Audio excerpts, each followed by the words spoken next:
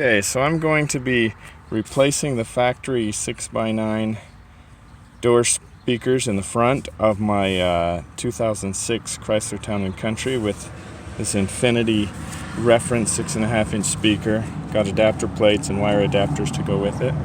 So first step will be to remove the door panel. Before I do anything else with the door panel, I'm going to remove this screw and this screw. This switch plate needs to come off, and there's a wiring connector on the back that you disconnect.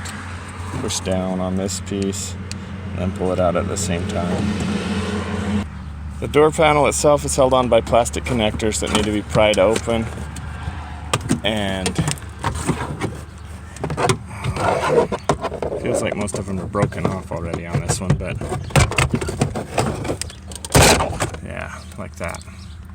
When everything's loose, then you need to lift the door panel up and off. It's got to clear this lock pull, and we're going to have to disconnect the rod on the latch handle. So the rod is held on by this connector. You got to push it loose, pivot it, and then the rod will drop loose. Now I've got one more wire. The wire for the door lock switch. You need to pry up on these two little tabs and pull it loose. So here's the factory speaker. It's got 4 Phillips screws that need to be removed, and we'll take it out. Okay, with the screws out, the speaker will come loose. There's a connector, wiring connector that needs to be removed here. You push down on the center white tab, pull it loose. So the 6x9 to 6.5-inch speaker adapter is a Metra 82-6901. It says on here Ford, but the holes line up for this one too. The new speaker came with this foam that's sticky backed. I'm gonna install it around the outer rim of the speaker. So foam's around the edge. I cut it at the screw holes so that we can mount. While I'm at it, this Metra, I forget the part number. This is the speaker adapter that hooks to the speaker terminals and then later to the wiring harness of the car. I'll look up the part number and put it in the description. But there's two sizes. There's a small and a large, and there's a corresponding small and large terminal on the speaker, so I'm just going to push those on.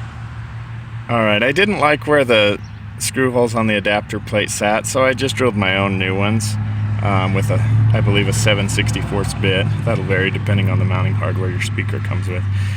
But before I put the screws in for that, I am going to finish connecting the wiring. So the adapter plugs into the factory harness. These two terminals go on the speaker, and it's wired up. Then I'm going to put the...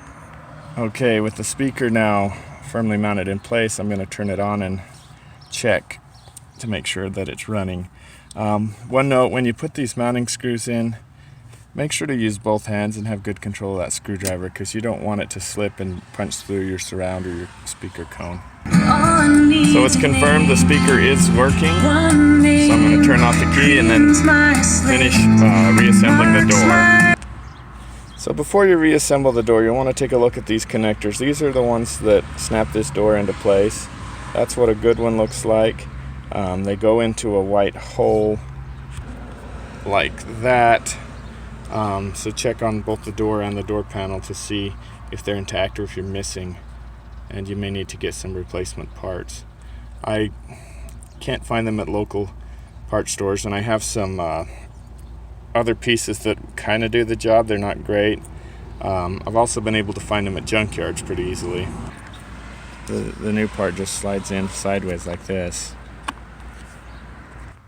Okay, when it's reinstalling the door panel, the primary things to look for are the lock button, and we've got to reconnect the rod to the door handle. So we'll start with the lock button. That's just sliding it over the top and down in. Okay, that's in place. Next, the lock rod and the wiring connector for the lock switches.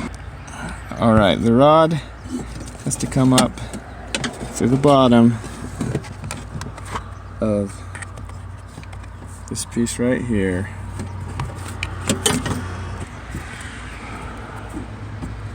So the wiring connector for the locks snaps back on. Once you get the plastic clips lined back up, you can push on the door panel and snap them back in all the way around. Plug the connector back into the window controls and put this panel back in. Replace your last 2 screws and then test to make sure that your locks and windows still work, and you're good.